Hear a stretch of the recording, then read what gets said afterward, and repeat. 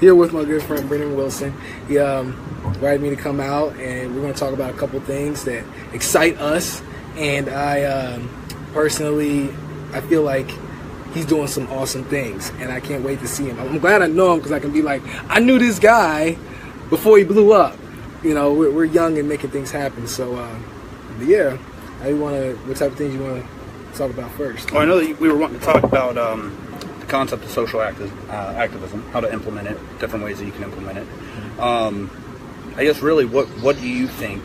Let me start off with a question to you. What do you think is the most important part of social activism for people like us, especially millennials, since this is a millennial-geared podcast? What do you think we could be doing to really be making a difference socially? Okay, so personally, if I had to look at the foundation, is building a sense of community is the main go-to. People who build things together, that automatically builds community. Like you and me, we have a certain respect for each other. We're doing something. We have a common goal. So, like a quick story that I came across was one where two sons were given a job, and the father told them to go to this village and solve the issue in the village and come back. And whoever finished it properly, we're going to take the reins. Well, what happened was, one son went there and fixed everything himself and didn't even bother helping or asking other people for help. And then another son went there because he wasn't as strong. He decided to use the people around him and ask them to help him rebuild things. And what was so unique about that is that something that's built together with people lasts longer and stays stronger and people respect it more. But if someone does it on their own, it's less likely to keep staying afloat. And that's exactly what happened. In fact, when the man tried to make everything happen on his own, the whole community fell apart, and they started ravaging against each other, fighting back and forth over water, and end up going to war. Whereas the other kid... Sound familiar? Yeah, this sounds pretty interesting. So I think the big thing, though, is gathering around people who are like-minded and want to build something together in a community, and that's why I think building a network is so critical. So that's my way of seeing it. Personally, what do you think is like the good ground points in starting off and making something happen? Oh, I couldn't agree more. As far as if you're going to have some sort of social activism, some sort of social act, giving back, you definitely can't do it on your own. Either way, no matter how strong, powerful, well-connected, financially free you are, it takes a community to really want to make that change. Yeah. I believe that in order first and foremost, before you can go out and start finding other people to share your vision is you have to have a vision. If you don't see from beginning to end how to affect that change, you're wasting other people's time, or you're handing a half idea that you have to somebody else and saying, here, good luck, and then they're usually going to fumble all over it because they didn't have the passion behind it. Yeah. And then you get that process of just what started off as a community development initiative, or what started off as social activism, is now just turning into this mudslide of no vision, no real end goal, no way to measure the effect that's taking place. I agree. There's got to be a focused goal, and it has to be defined. So, like, what my vision in the future, let's say in a 5-year span from now, if I'm looking at a community that I'm involved in, the way I would want it to be, my mind, is that the people there are comfortable with each other enough to help each other out. Like community gardens, community daycares, people who are educating students and things like that, because I believe it takes a village. I could not become the person I am today if I didn't have a group of people helping me from start to finish. And the end goal in mind was to make me a productive citizen of society. And that's, I feel like, should be the same thing, especially towards millennials. I'll be honest, like, as you know, a lot of millennials get a bad rap. So that's one of the reasons why I like to do this, because to show people that, hey, we're not all just doing bad things. You know what I mean? Right. And I think also, that happens to every generation. Generation Y or Generation X used to get looked down on by baby boomers. Yep. Baby boomers used to get looked down on by the GI. So every younger generation that happens too, just like the generation coming up behind us, same thing's gonna happen with them. I'm already looking down. So like, you what are they listening to on the radio, man? You see that kid, the way they're acting over there? These dang kids nowadays. No. Yeah, no, but it's like we can take an example, for instance, city of Massillon.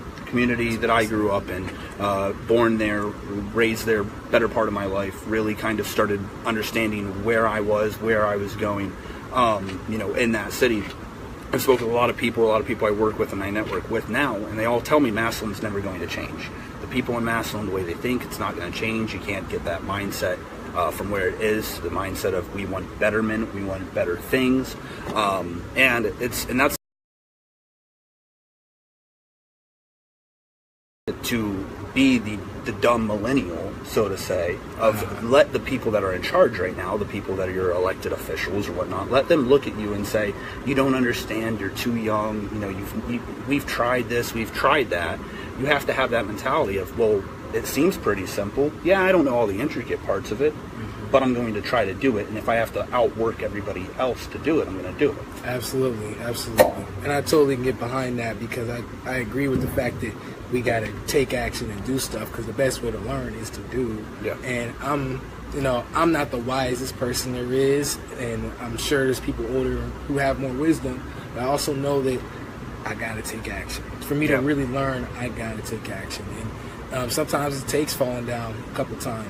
If you fall down and get knocked down in life, you haven't failed. You only fail if you stay knocked down. Yes. So it's all about bouncing back, the elasticity. So that what you just said right there about failing in life, getting knocked down, bounce back, the time that it takes, and all that. What if you supplement not a person, not an entrepreneur, not a millennial going out trying to achieve something, but take, for instance, whole picture of take society, take community, take any sort of initiatives, any sort of social activism in general, and put that in that position. For instance, community, if they get knocked down, if somebody going out and trying to help people really is going to get knocked down multiple times. Yeah. If the community is going to knock you down, is that really the community you want to be in? You know what I mean? That's true. But if the community stays there, the community got knocked down somehow. If they stay there and they don't improve and they don't keep going, they're going to start dwindling. Yes. You see with Roman empires that get real big, real fast, they grow, they develop, and the next thing you know, they at some point plateau and they start to drop. And then they disappear. Yeah. Same thing with, I think, communities and any sort of form of social change. Yeah, you make a good point. And I like how you brought up earlier, you said, people were telling you, Master's never going to change, nothing's never going to happen, it's nothing going to take anything. I was like, as long as you have that attitude, it won't change. Exactly. And that's the thing is, we just got to get enough people involved to prevent that from happening. People who get in, they're like, well, let's make this happen, let's do it, and they're excited. And when they're prepared ahead of time that things will get more challenging, then you can keep going. It's just like a rep. When I go to work out and I try to push that bar up, and I can't keep going, it doesn't mean I quit, like I'll never get underneath the bar again. If you get food poisoning, you don't stop eating, So right. So like when it comes to the community thing, it's finding people who have the fortitude, the mental fortitude and capacity to endure. Yeah. And that's what I'm seeing in life. The people who win the game are people who endure. Like one of my mentors, he's been involved in, let's say, network marketing 40 years. Didn't make his multi-millions until like in the last 5 years. Yeah. And I'm not saying that's what has to happen in network marketing. That's just an example of, because keep moving it. You keep pushing, you keep going. Like there's no real, if someone's committed, commitment sounds like this. This is how I look like it to me. Commitment is when something bad happens, you automatically say, how can I get over this? Right. Non-commitment is when if something bad happens, people automatically say, how can I get out of this? That's the only real differentiation I see. And as far as social activism goes, getting programs involved in the community, small ones, building up momentum, just sticking with it. The results happen when you stick with it. I actually was involved in something called City Year Commission when I was in middle school. I used to go into the city hall with people my age when I was like 13, not 13, I was 14 to 17, and we would meet as a student council and also meet with other mayors and officials in the area. Well, not other mayors, but a mayor and other people in the area to talk about how to empower students. And I can see that happening with me now because I can see why I'm so passionate about it. And that's probably why we connect so much. I was in a similar program as far as like a little student-ran organization back in middle school in Massillon. And that's something, you raised a really good point. focusing on social activism and doing these programs, as you said, implementing the programs into communities. For instance, one thing that I'm very passionate about, because of my background, my history, and whatnot in the financial field, is getting that financial literacy to people, get it in their hands, so that they have something to base decisions on. Yeah. They know what they're doing with their financial concepts. Schools don't teach it. Financial institutes don't teach it, because the banks, you're making 3.5%, they're making another 9% on top of you.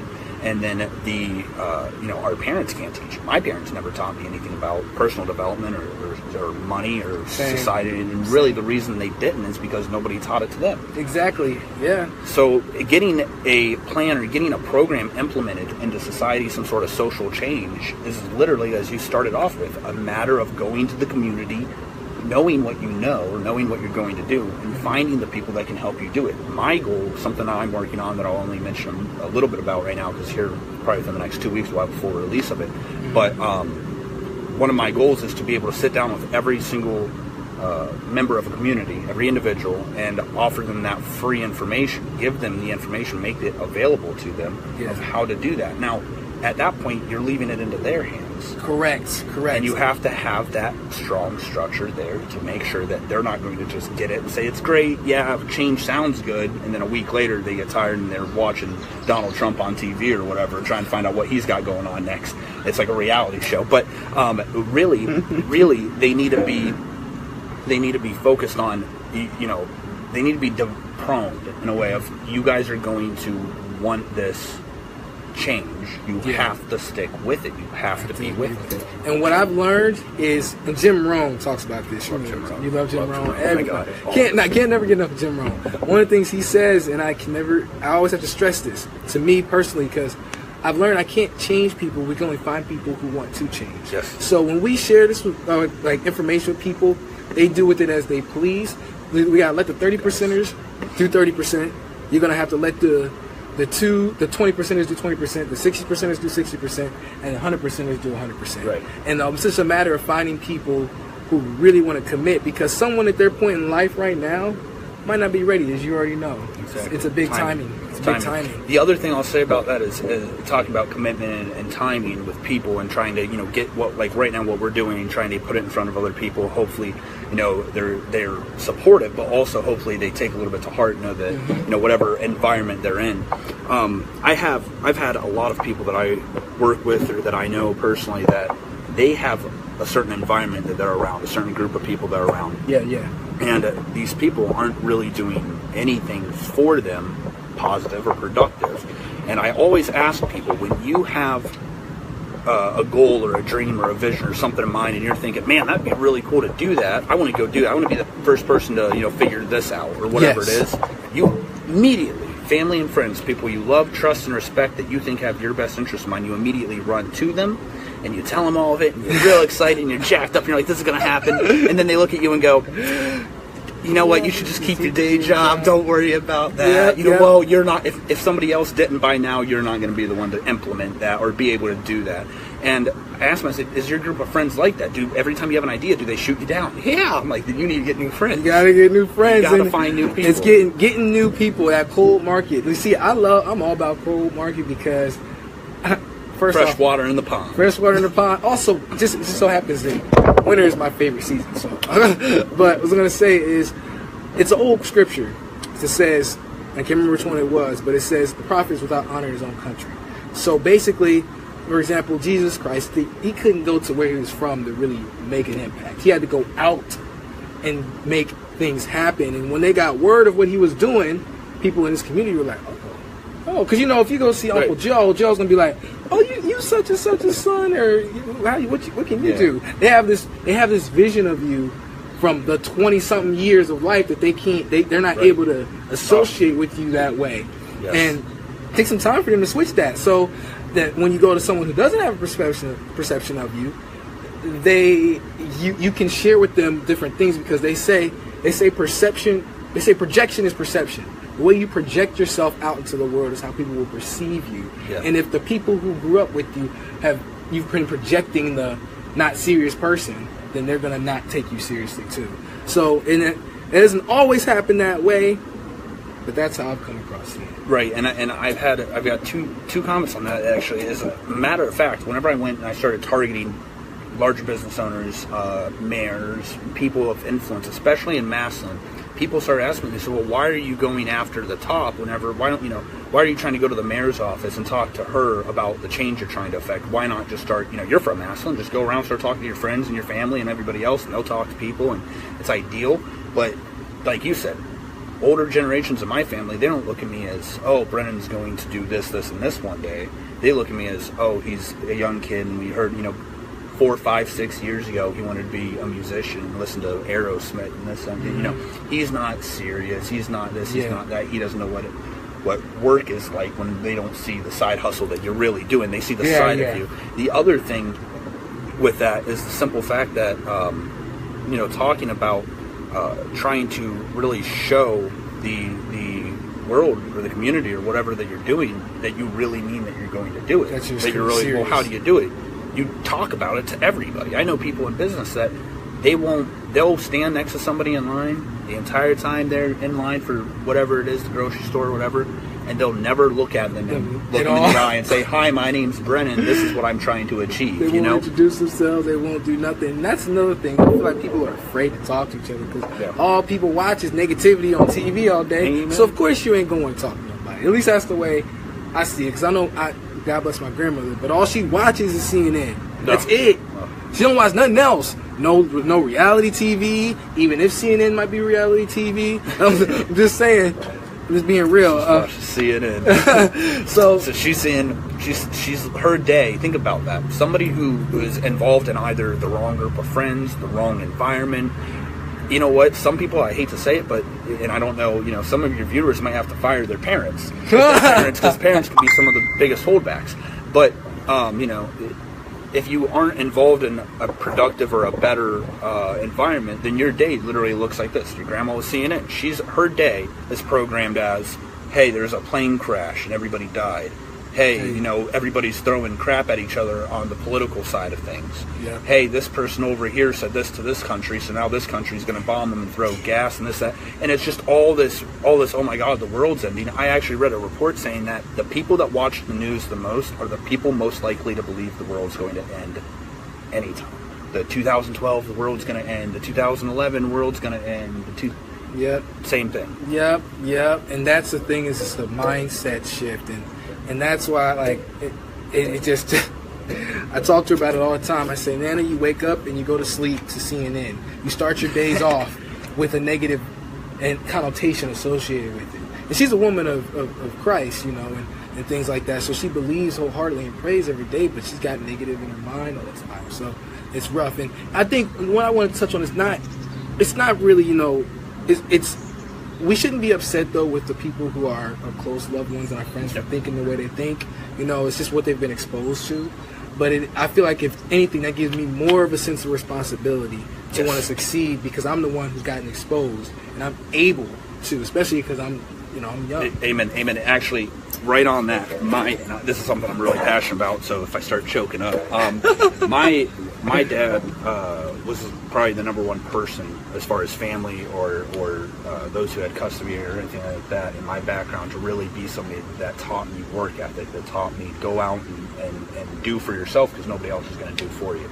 But my dad is one of the biggest people to have the mindset of blue collar, the blue collar mindset of, well, I can't afford that, or, well, I hate my 9-to-5 job, but you should get one too because it's steady, type of deal. And one of my goals was, whenever I started doing this, I really started thinking I need to set higher goals. I said, you know what, one day, whenever I achieve my success, whenever I really get that first big wind of wow, what I'm going to do is I'm going to go out and I'm going to buy a real nice yacht, right? Yeah. Have a big party on the yacht, invite everybody out to my yacht. And then at the end of the night, with the live band playing and all that stuff, maybe I'll have like the Chili Peppers or something, I don't know. And I'll hand the keys or whatever to the yacht, the title, all that, over to my dad and say, Dad, this is achievable. This is something you can do. Wow. This is something I've done. Let me give back to you by doing that. And the whole reason behind it is because I see now, as I start achieving little successes, my dad has went from being, the first time I told him about what I was doing entrepreneur-wise, he went, no, don't do that. That's a scam. And I was like, well, I'm going to have to find out because it sounds like my kind of scam, you know? Yeah. Like, you make 6 figures in your first year? Yeah, it sounds like something I want to be involved with. So, but then over time, you'd always, you know, Brennan, don't do that. You're going to end up having this issue. Don't. And now he's starting to become the person that's advocating for me, the person that's supporting me. And I had a phone call from him the other day. I'm sitting here going, man, I need to take on new clients. Mm-hmm. And I get a phone call, hey, I got 2 leads for you. I'm like, that happened to me the other day. Like, Dad, is that you? Yeah, it's 7:30 in the morning. I got 2 people you need to talk to right now. I'm like, okay, cool.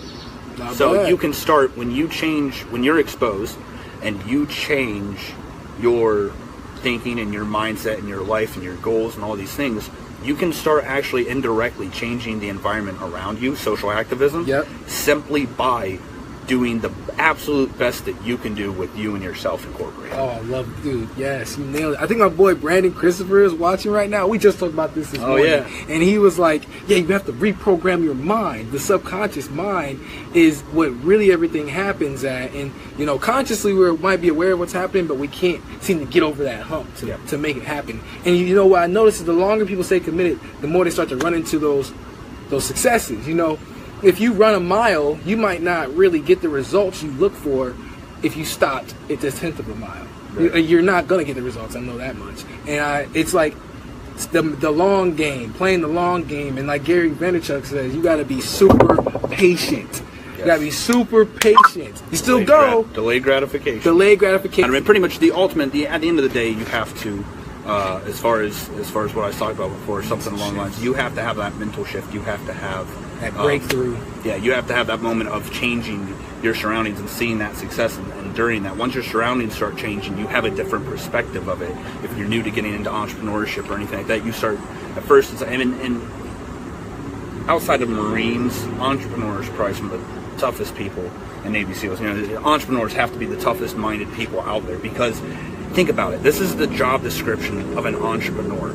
You're going to spend every single day on the fence wondering if you're going to make yourself successful or not in the beginning. That's the beginning. The beginning, you're freaking out all the time. Oh my God, when's the break coming? When is this going to pay off? When is that delayed gratification going to gratify me? When is the results going to show for the activity? Yeah.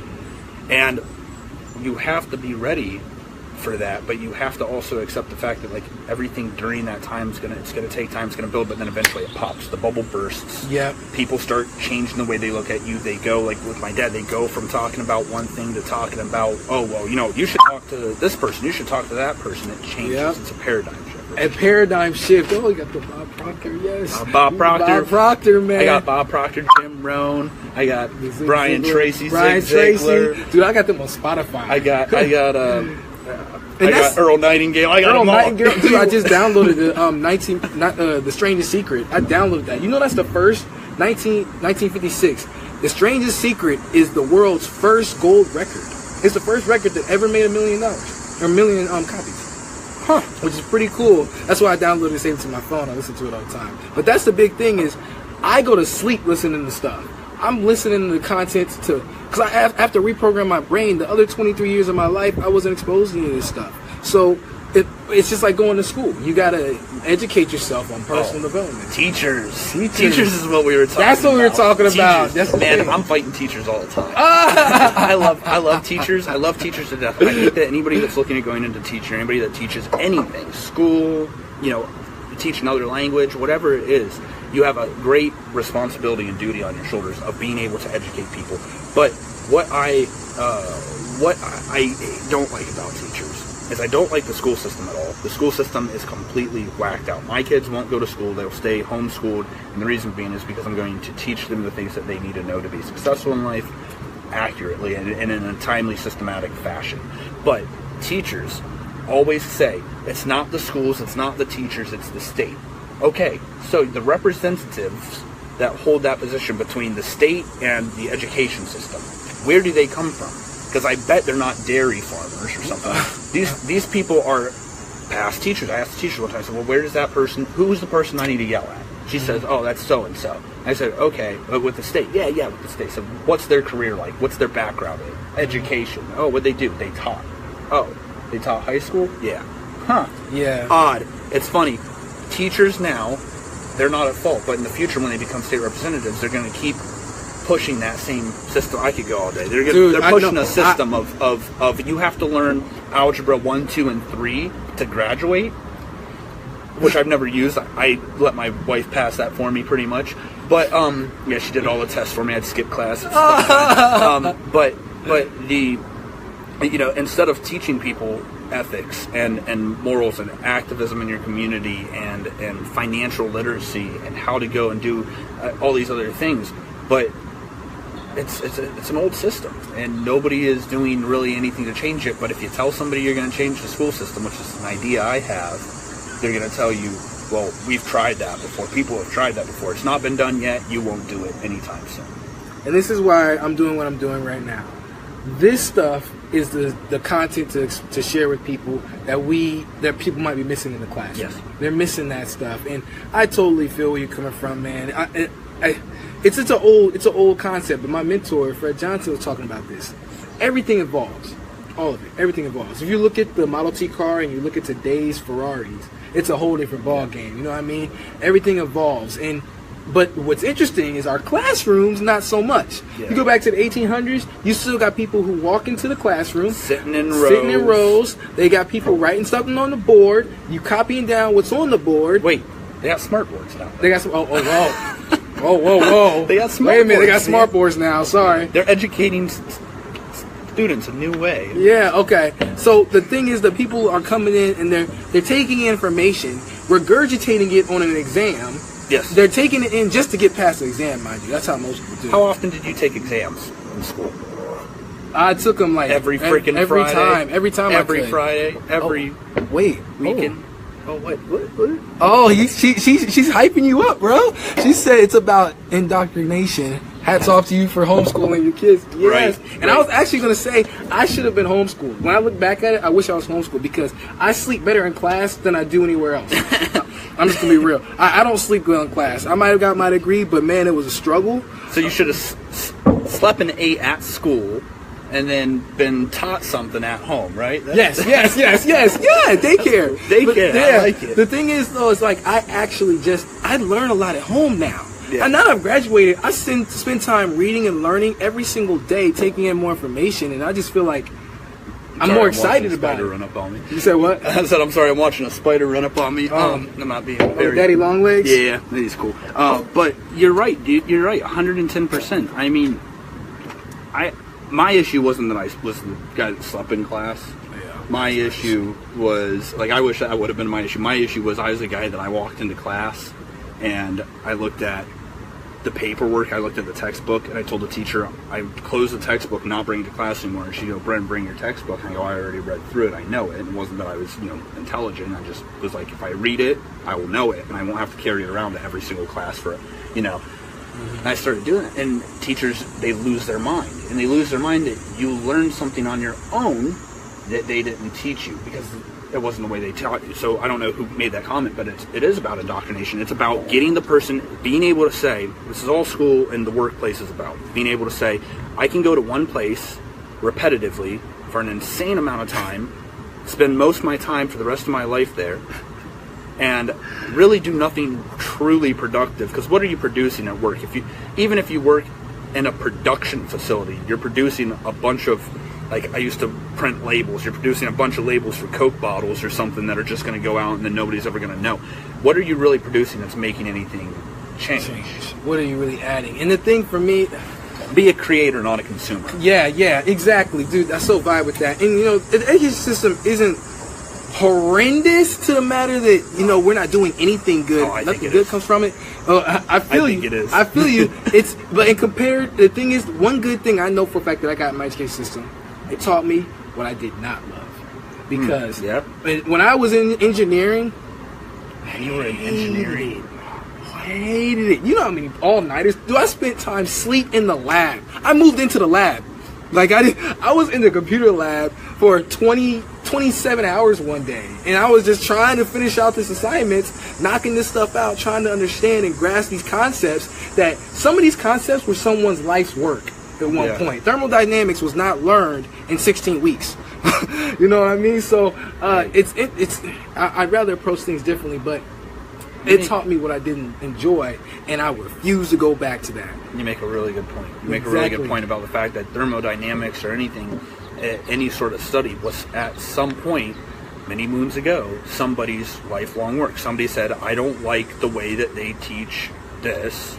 I don't like the current concepts. Look at Leonardo da Vinci. Yeah. I don't like, or any great scientist. This is this way, and that's not true, I don't believe. I think it's this way. Well, you got to prove that to the church, the state, and everybody else. And that's what's really crazy to me is... These guys risk their lives, too. And what sucks is I watch my friends stress out and lose their mind, and I'm over here like stressless because I understand that concept that it sucks because they're thinking they're stupid because they can't seem to pass this exam. Yeah. When you're not stupid. When this stuff is not, especially engineering, is not like just, oh, I got it. It's gonna take serious time and effort to really grasp it. And then they're teaching it to us from a textbook. I'm not actually doing stuff. Right. I'm not actually doing the thermodynamics experiments with the different compressors and the condenser and thing like that. And that makes a difference. But as far as social activism is involved, I wanted to implement different exercises. So, for example, Rich Dad Poor Dad's cash flow game. Yeah, that would be a game changer that I didn't grow up with. No, yeah, you're right. Knowing it now, if I could have that taught to me, changed my life. Changed my life because my approach for money would be different. It's money to me is a tool. It's not like it's a tool. It's like anything else. It can make or break you. It can. It's how it's applied, how it works, and it's interesting to me, but. Social activism, I'm glad you wanted to talk about that and move towards that direction because you seem super passionate about it. For people joining late, by the way, Brennan Wilson is the bomb. We're up in Akron, Ohio, actually, and it's actually a really nice day. We didn't even take it in. No, I know. We walked in and we were like, hey, you find the place all right? No, not really. Here, where can we set up the phones?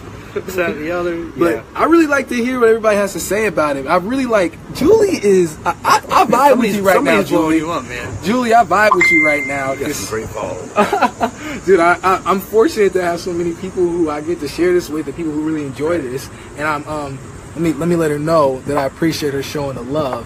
Hey, with the like. Yeah, because she's the bomb. But yeah, that's pretty much that, man. You got anything else you'd like to talk about or touch on? Or? I mean, I know we bunny trailed a little bit here, bounced back and forth through a few things.